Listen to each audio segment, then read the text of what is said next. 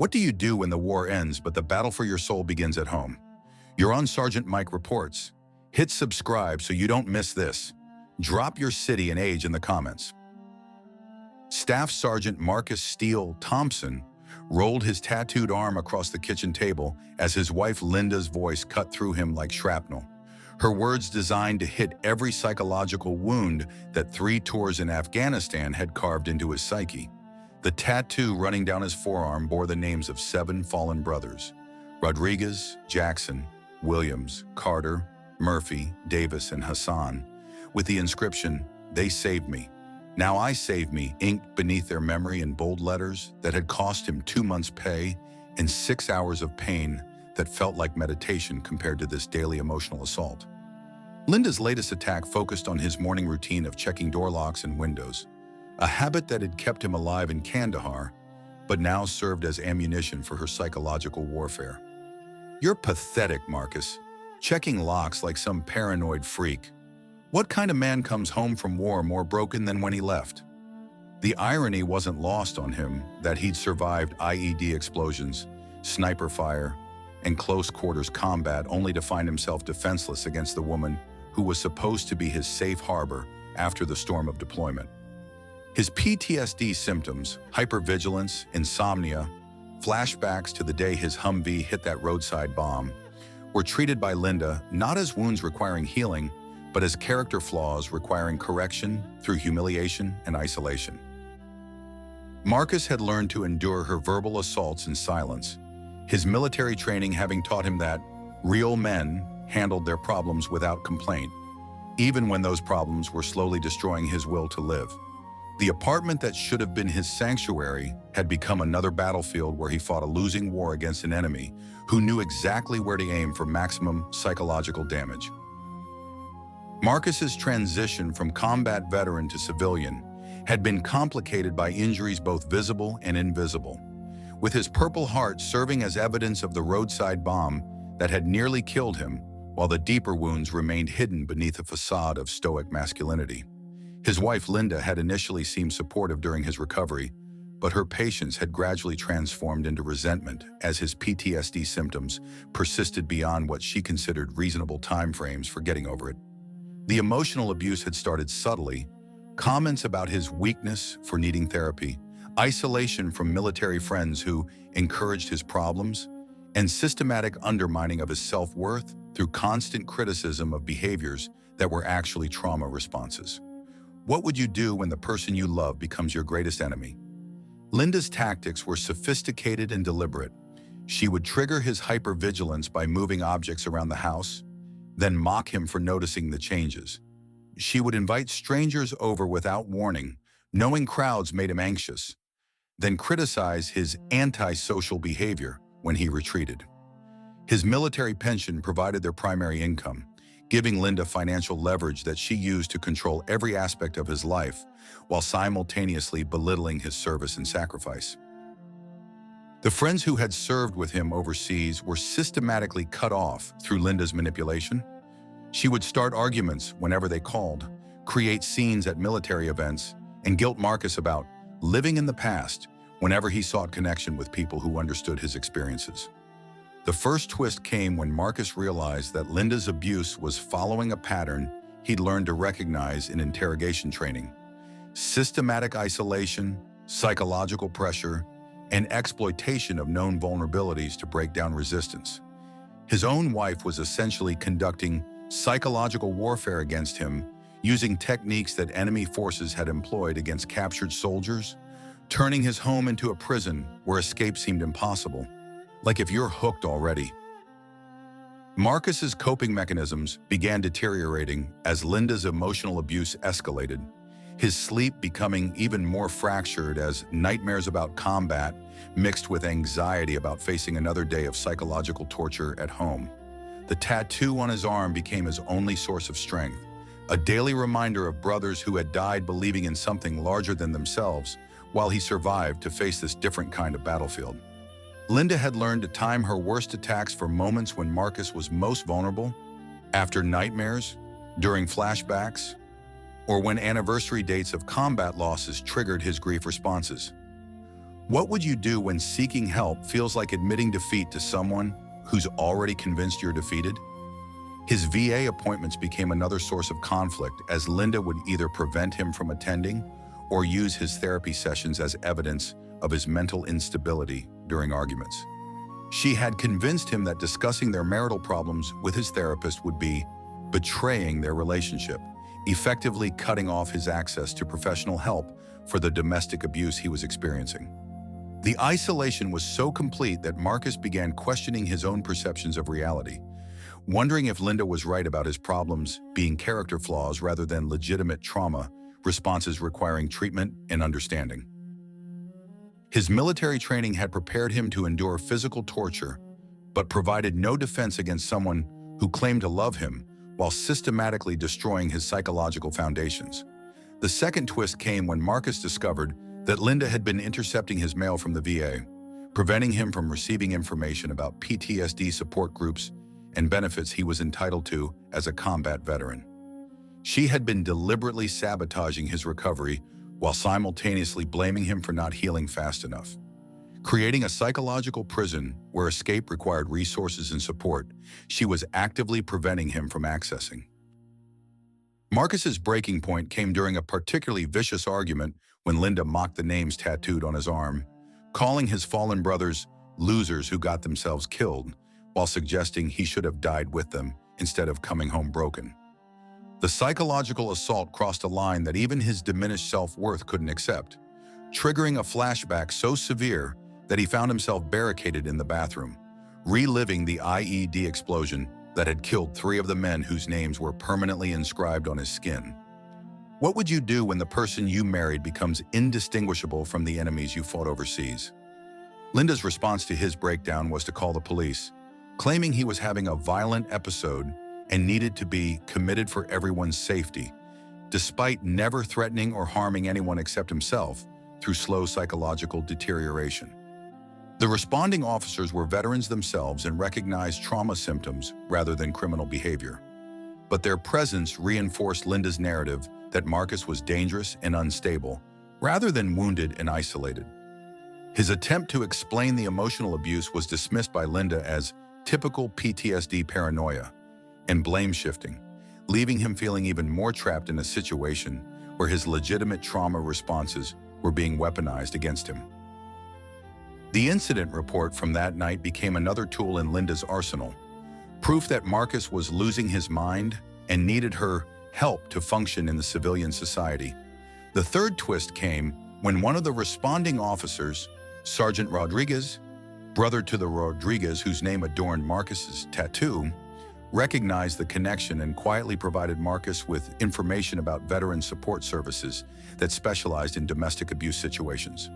The realization that he wasn't alone in facing this type of post-deployment challenge began cracking the psychological prison that Linda had constructed around his trauma and recovery process.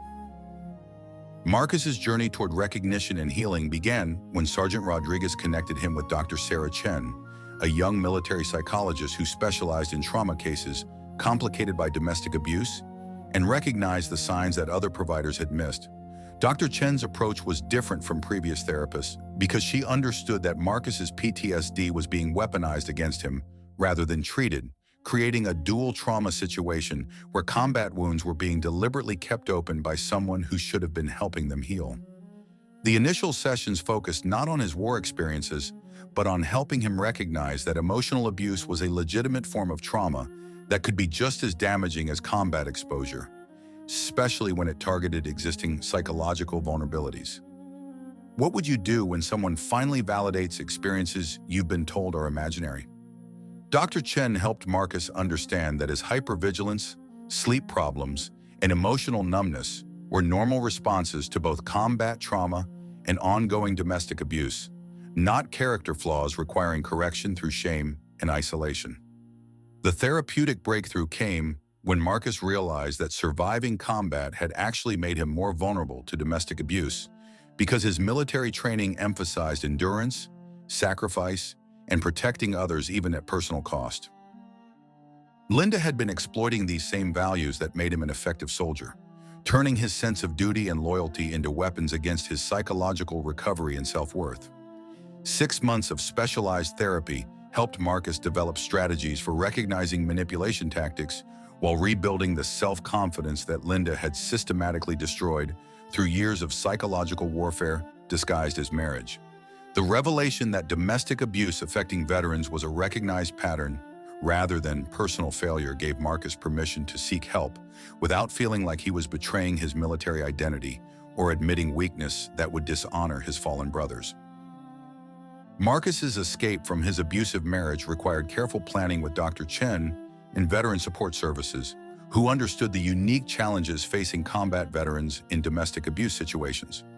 The process involved documenting Linda's emotional abuse patterns, securing independent housing through veteran services, and developing safety plans that accounted for both his PTSD triggers and potential escalation from his wife when she realized she was losing control. His decision to leave was ultimately inspired by his tattoo and the realization that his fallen brothers had died believing in values like honor, courage, and protecting the innocent. Values that required protecting himself from someone who was systematically destroying his ability to heal and contribute meaningfully to society. What would you do when leaving feels like the first honorable choice you've made in years? The divorce proceedings were brutal as Linda attempted to use his PTSD diagnosis against him in court, but Dr. Chen's expert testimony helped establish that his mental health issues were being exacerbated rather than caused by an abusive relationship dynamic. Marcus's recovery accelerated dramatically once he was removed from the constant psychological pressure that had been preventing his trauma responses from stabilizing and healing naturally. 1 year after leaving Linda, Marcus had reconnected with his military friends, returned to school using his GI benefits, and begun volunteering with veteran support organizations to help other combat veterans recognize and escape similar abusive situations. His tattoo remained his daily reminder that survival meant more than just staying alive. It meant honoring the sacrifice of fallen brothers by building a life worthy of their memory and protecting other veterans from the invisible enemies that could destroy them after surviving visible ones. The man who had endured combat and domestic abuse learned that true strength sometimes meant admitting vulnerability and seeking help rather than suffering in silence to protect someone else's comfort with his pain. Subscribe so you don't miss the resolution. The investigation into Marcus's case revealed that domestic abuse affecting combat veterans was a widespread but underreported problem, with perpetrators often using PTSD symptoms as justification for emotional and psychological abuse that prevented healing and recovery. Dr. Chen's research based on Marcus's experience contributed to new protocols for veteran mental health services that screen for domestic abuse as a complicating factor in PTSD treatment and recovery programs.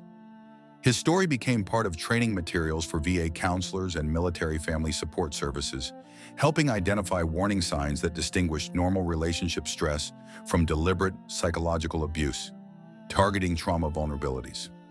The Veteran Support Network that helped Marcus escape his marriage expanded their services to include domestic abuse, education, and emergency housing assistance specifically designed for combat veterans whose trauma was being weaponized against them by intimate partners.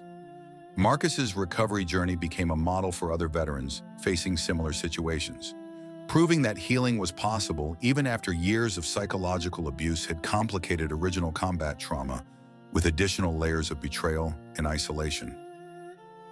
His decision to speak publicly about domestic abuse in military families helped break down stigma surrounding male victims and encouraged other veterans to seek help when their trauma was being exploited rather than supported by people who claimed to love them. The tattoo that had sustained him through his darkest period became a symbol of his advocacy work, representing not just fallen brothers, but also surviving veterans who needed protection from enemies that wore familiar faces and used love as a weapon against psychological wounds. 3 years after leaving his abusive marriage, Marcus completed his degree in social work and began practicing as a counselor, specializing in veteran domestic abuse cases, using his experience to help others recognize that surviving combat was only the first battle in some veterans' wars for psychological freedom and healing. The real gut punch revelation came during Marcus's testimony before a congressional subcommittee on veteran affairs, when he revealed that domestic abuse affecting combat veterans was being systematically overlooked by support services that focused on war trauma while ignoring how that trauma could be exploited by intimate partners seeking control and dominance.